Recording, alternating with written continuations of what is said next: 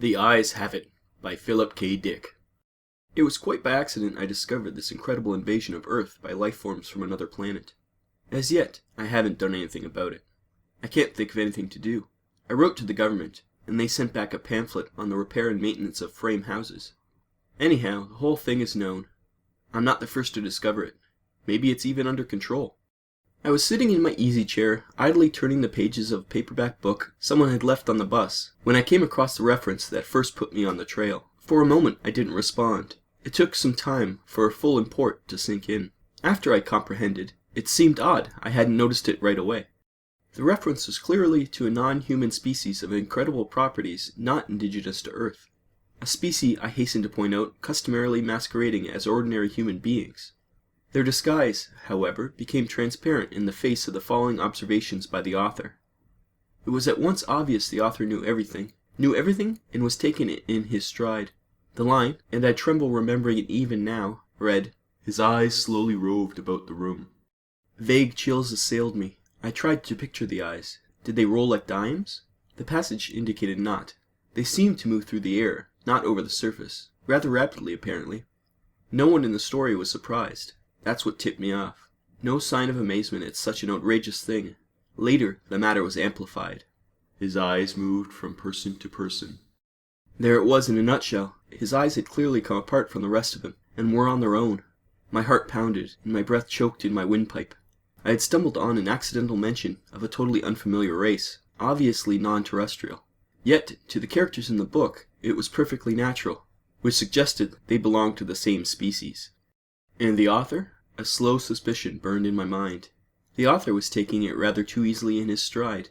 Evidently he felt this was quite a usual thing. He made absolutely no attempt to conceal this knowledge. The story continued. Presently his eyes fastened on Julia.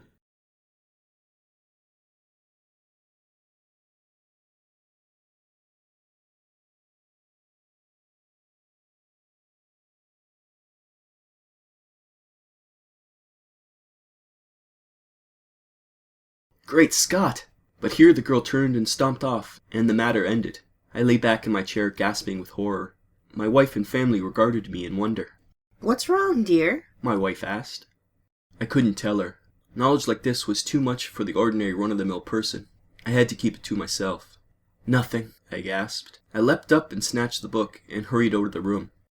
In the garage I continued reading. There was more. Trembling I read the next revealing passage.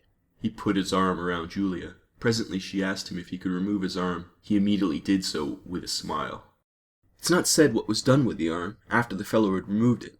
Maybe it was left standing upright in the corner. Maybe it was thrown away. I don't care. In any case, the full meaning was there, staring me right in the face. Here was a race of creatures capable of removing portions of their anatomy at will. Eyes, arms, and maybe more. Without batting an eyelash. My knowledge of biology came in handy at this point. Obviously, they were simple beings. Unicellular, some sort of primitive single-celled thing, beings no more developed than a starfish. Starfish can do the same thing, you know. I read on, and came to this incredible revelation, tossed off coolly by the author without the faintest tremor. Outside the movie theater, we split up. Part of us went inside, part over to the cafe for dinner. Binary fission, obviously, splitting in half and forming two entities. Probably each lower half went to the cafe, it being farther, and the upper halves to the movies. I read on, hands shaking. I had really stumbled onto something here. My mind reeled as I made out this passage. I'm afraid there's no doubt about it. Poor Bibney has lost his head again. Which was followed by, and Bob says he has utterly no guts.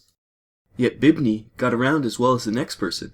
The next person, however, was just as strange. He was soon described as totally lacking in brains. There was no doubt of the thing in the next passage. Julia, whom I had thought to be the one normal person, reveals herself as also being an alien life form, similar to the rest. Quite deliberately, Julia had given her heart to the young man. It didn't relate what the final disposition of the organ was, but I didn't really care. It was evident Julia had gone right on living in her usual manner, like all the others in the book, without her heart, arms, eyes, brains, viscera, dividing up into two when the occasion demanded, without a qualm. Thereupon she gave him her hand.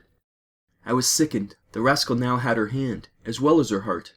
I shudder to think what he's done with them by this time. He took her arm. Not content to wait, he had to start dismantling her on his own. Flushing crimson, I slammed the book shut and leapt to my feet. But not in time to escape one last reference to those carefree bits of anatomy whose travels had originally thrown me on the track. Her eyes followed him all the way down the road and across the meadow. A rush from the garage and back inside the warm house, as if the accursed things were following me. My wife and children were playing Monopoly in the kitchen. I joined them and played with frantic fervor, brow feverish, teeth chattering. I had enough of the thing. I want to hear no more about it. Let them come. Let them invade Earth. I don't want to get mixed up in it. I have absolutely no stomach for it.